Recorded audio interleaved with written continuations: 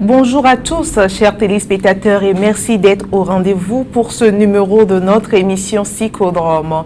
Nous accueillons aujourd'hui, comme à l'accoutumée, un psychologue qui va nous parler de l'engagement dans le couple. Monsieur Akama Kojo Manu. Oui. Bonjour. Bonjour à tous les téléspectateurs et téléspectatrices de la New World TV. Vous êtes psychologue clinicien de la santé, directeur du cabinet CESCO. Cabinet d'études et de formation en sciences comportementales. Effectivement. Et aujourd'hui, justement, vous allez nous dévoiler nos comportements dans le couple, en nous parlant de l'engagement dans le couple. Alors, à quel moment je peux savoir que je suis entièrement engagée dans mon couple ou que mon partenaire est engagé dans notre couple? D'accord. Avant qu'on ne parle de l'engagement dans le couple, il faudrait qu'on définisse d'abord ce que c'est qu'un couple.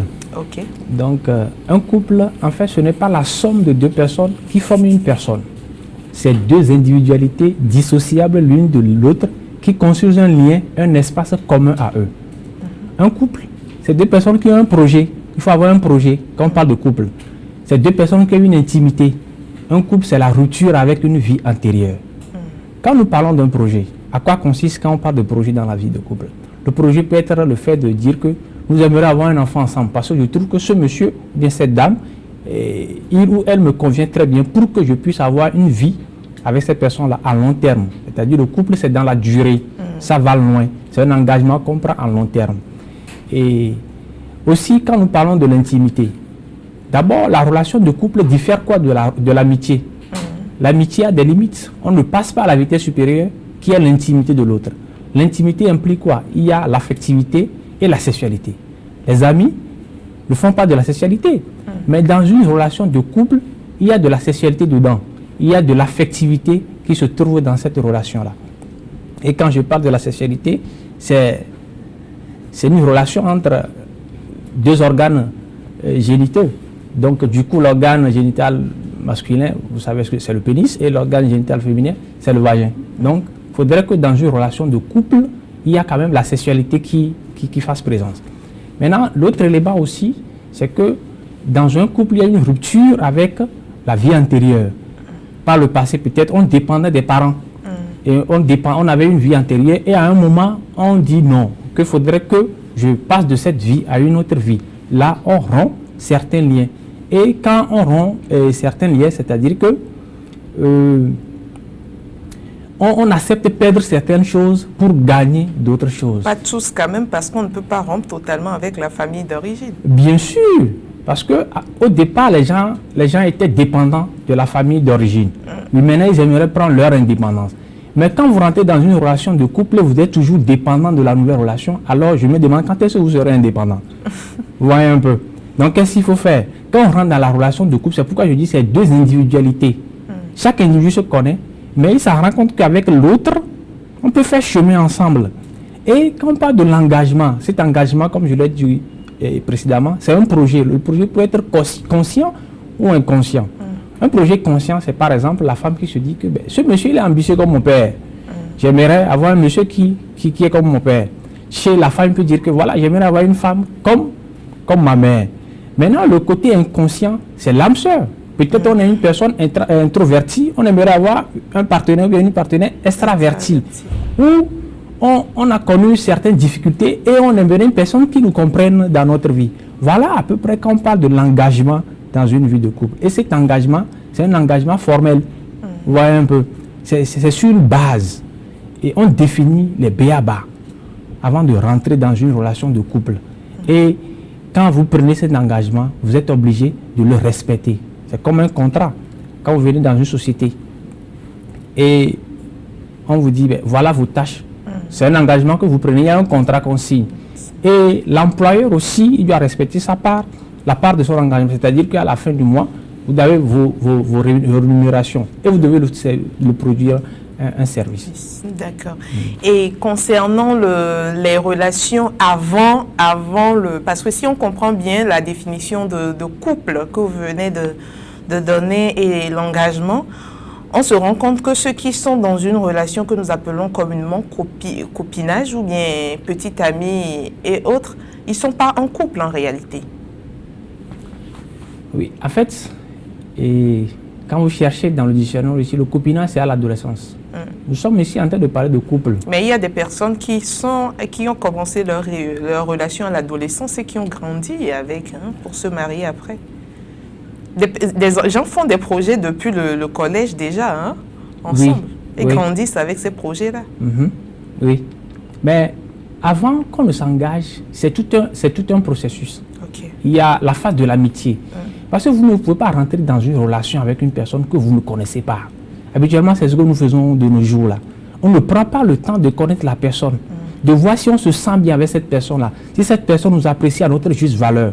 Parce que quand on est des amis, on ne trouve pas trop de défauts à nos amis. On accepte nos amis tels qu'ils sont. Vous voyez un peu. Donc, en copinage, on apprend, c'est une phase où on apprend à connaître l'autre, à aimer l'autre, quels qu'en soient ses défauts.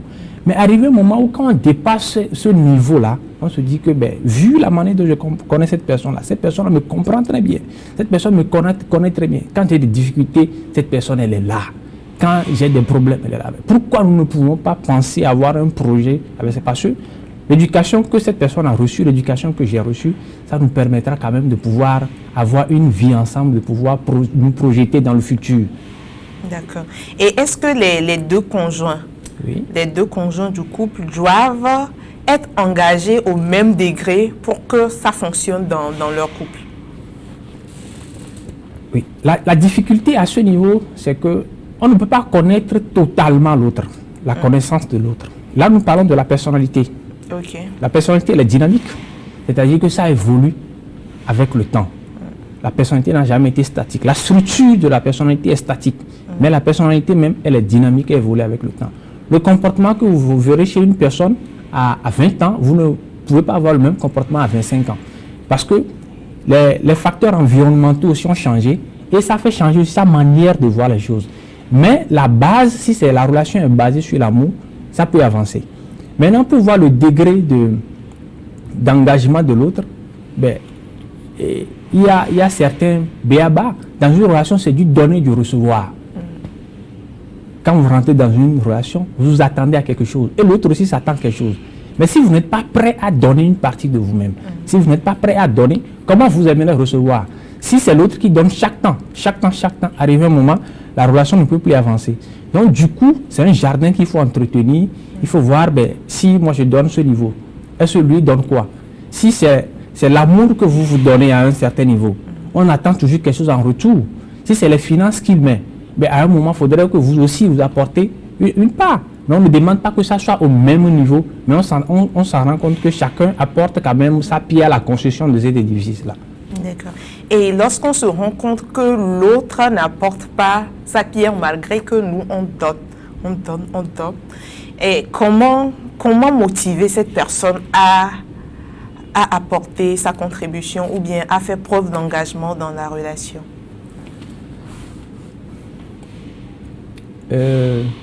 C'est vrai qu'arrivé un moment, on s'en rend compte que dans la relation, c'est une seule personne qui fait l'effort pour entretenir la relation.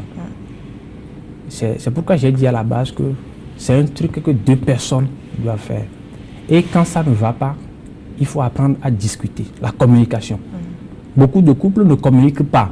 Ils attendent jusqu'à ce que ça arrive à un niveau où ça peut péter, c'est à ce moment-là qu'on s'explose. Non. Quand vous êtes observant, quand ça ne va pas, au premier abord, vous vous en rendez compte que ça ne va pas. Alors vous devez faire des efforts, vice-versa, communiquer avec l'autre, que depuis un moment, je constate que qu'est-ce qu'il y a là-bas de ça, est-ce que je peux t'aider à un certain niveau pour que ça puisse marcher. C'est vrai que, excusez-moi, dans une relation, la femme, elle est beaucoup plus relationnelle. Elle communique beaucoup. Mais l'homme communique moins. Il faudrait que on connaisse aussi le fonctionnement mental de l'homme et le fonctionnement mental de la femme. C'est deux choses carrément différentes. L'homme communique peu. Quand l'homme a un problème, il ne le dit pas ouvertement. Quand tu lui demandes, il dira ça va. Mais la femme, quand elle a des difficultés, elle va auprès des gens pour exprimer ce qu'elle vit. La femme pleure facilement. C'est pourquoi arrivé un moment, quand dans le couple, peut-être que l'homme il a des problèmes au niveau professionnel, au niveau social, il peine à dire ça parce qu'il y a son ego à un certain niveau qui joue un grand rôle. Mais je crois que c'est le devoir de l'autre aussi de pouvoir l'accompagner. Si la base sur laquelle la relation est fondée, qui est cet amour est là, je crois que vous pouvez quand même remonter la pente. Et si on essaie, ça ne va pas, est-ce à dire que l'autre, qu'on aime plus que l'autre ou bien comment, que la personne qui s'engage et qui donne tout le temps, est-ce à dire que cette personne-là, c'est elle qui tient la relation debout pour que ça continue? Oui, on peut le dire en partie. En partie. Oui, oui. Parce que je pose la question parce que couramment, on dit que dans une relation de couple, hein, les profanes surtout nous disons que dans la relation de couple, pour que ça marche, il faut que l'un se comporte comme s'il ne voyait rien. Donc, de façon un peu agressive, on peut dire qu'il faut que l'autre soit un peu bête pour que la relation du couple fonctionne. Il faut qu'une personne dans le couple soit un peu bête pour que la relation du couple fonctionne. En tant que spécialiste, est-ce que vous êtes du même avis? Non, en fait, quand chacun à un moment aimerait être roi, donc du moment où c'est une seule personne qui fait l'esclave pour l'autre, excusez-moi le mot esclave, c'est-à-dire qui se soumet chacun à l'autre, je crois que ça ne devait pas y aller. Parce qu'on a besoin aussi par moment que l'autre nous écoute sur certains points et vice-versa. Alors qu'est-ce qu'il faut faire? Je crois que dans une relation, il faudrait que chacun apprenne à mieux se connaître. Là où vous êtes bon, vous savez que c'est lui qui défend cet aspect-là. Il y a des aspects où les femmes sont meilleures dedans. Il faut laisser ce champ-là aussi à cette femme-là, que c'est la femme qui doit prendre le devant face à certaines situations. Et par rapport à certaines situations, c'est l'homme qui doit prendre le devant. Mais si c'est seulement une seule personne qui encaisse, je ne crois pas que vous êtes dans une relation. Là, c'est de l'esclavage. Ce n'est pas une relation de couple. Vous encaissez, l'autre, non. On ne peut pas avancer comme ça dans une relation. Il faudrait que l'autre partenaire aussi fasse des efforts pour pouvoir être à l'écoute de l'autre et comprendre que c'est aussi un humain, il a besoin de certaines choses, il faudrait que je sois au service de cette personne-là. D'accord. Et on entend aussi les psychologues parler de pathologie de couple. Oui. De pathologie de couple. Et en lien avec l'engagement, oui. Si dans le couple, l'un des partenaires n'est pas engagé, oui. Quelles sont les pathologies que ce couple peut développer? Il y a la dépression qui peut apparaître. La dépression de la personne qui donne? Oui, quand il atteint le sample l'autre dans la relation. On fait des efforts, mais ça ne donne rien. On a l'impression qu'on est en train de perdre. Parce que c'est un engagement qu'on a pris. On a voulu donner toute notre vie. Il y a une partie de nous. Il y a une énergie qu'on a investie dans cette relation-là. Mais on n'a rien en retour. C'est comme on devient perdant. On ne gagne rien. Là, la personne développe une dépression. Et cette dépression peut conduire des fois à une psychose dépressive, où on voit la personne qui parle seule, qui pour des actes, qu'on se demande qu'est-ce qui ne va pas auprès de cette personne-là. Et à part le couple même n'en souffre pas, c'est la personne qui en souffre, selon ce que vous venez de dire. Oui, à partir du moment où on souffre seul, c'est pathologique. On doit souffrir ensemble, parce que c'est quelque chose qu'on vit ensemble. Quand l'autre souffre, le second partenaire doit savoir que celle-ci souffre, alors je dois compatir à sa douleur. Quand on est en joie, on doit être en joie ensemble. Mais quand c'est une personne qui souffre, l'autre, ça ne dit rien, on est dans le narcissisme. Le fait de voir l'autre souffrir, si c'est ça qui vous procure vous du plaisir, vous êtes dans le narcissisme. Alors ce n'est pas une relation de couple. D'accord. Et comment maintenant remédier à cela? Par exemple, dans la relation de couple, si on se rend compte que le partenaire ou la partenaire, parce qu'il paraît que souvent c'est les femmes qui sont plus en demande dans une relation de couple, on se rend compte que le partenaire est tout le temps en demande et qu'on n'arrive pas à donner autant que la personne demande. Comment est-ce qu'on peut réagir à cela? Moi, je ne dis pas que c'est seulement les femmes qui sont chacun en demande. Non, je dis la plupart du temps, on dit que c'est les femmes qui sont plus en demande. Non, les hommes, quand il y a un problème, ils sortent. La femme, elle est là. Ils vont voir ailleurs pour résoudre leurs problèmes personnels. Alors que peut-être c'est eux qui ont créé le problème qui est dans la maison et ils sortent pour aller chercher la solution ailleurs. Du coup, il est cette personne avec tous ces problèmes-là. Vous voyez un peu. Mais face à une situation où on sent que ça ne va pas, et quand vous essayez entre vous, ça ne va pas, il faut faire appel à un expert, à un consultant. c'est une personne qui maîtrise le fonctionnement du couple afin qu'il intervienne. Parce que vous constituez une chaîne et chaque individu est le maillon de cette chaîne-là. Et quand il y a un maillon qui est défectueux, ça agit forcément sur l'autre. Quand vous êtes une femme, et vous êtes à la maison, vous attendez un monsieur qui va revenir tout joyeux. Et puis il revient avec la mine renforcée. Est-ce que vous serez à l'aise? Non. Non. Pareil quand peut-être que le monsieur, peut-être en rentrant à la maison, il est passé dans un supermarché pour faire certains achats, il est passé au restaurant pour venir faire du plaisir à sa femme, et il vient, il rencontre une femme qui pleure au salon. Tout ce qu'il avait préparé, c'est parti à l'eau. Est-ce qu'il va se sentir à l'aise?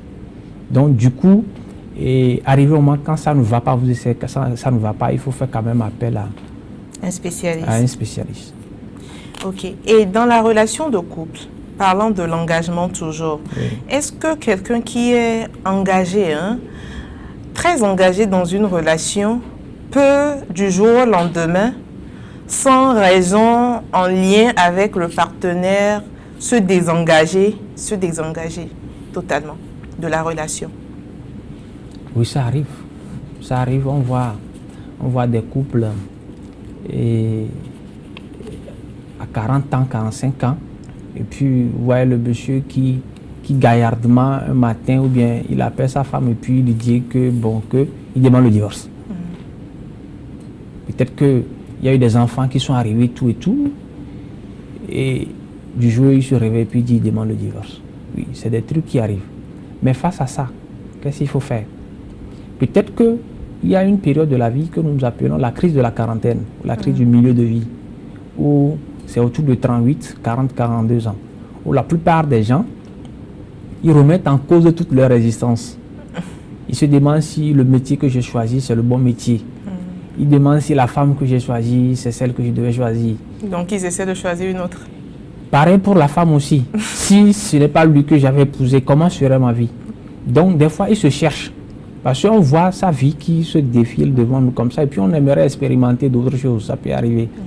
Mais quand vous n'avez pas pris conscience que c'est un engagement que vous avez pris, dès le départ, on prend ses clics et ses claques et on part. C'est vrai, il y a certaines relations, quand ça ne va pas, ça ne va pas.